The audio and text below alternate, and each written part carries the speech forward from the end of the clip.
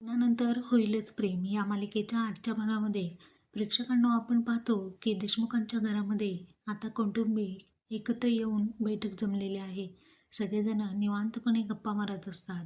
जेव्हा सांगतो की नंदिनी सुद्धा आता वर्कआउट करू लागलेली आहे आणि पार्थ म्हणतो माझी काव्या सुद्धा आता गाडी चालवायला शिकलेली आहे, म्हणजे फोर व्हीलर चालवायला तो तिला शिकवत असतो.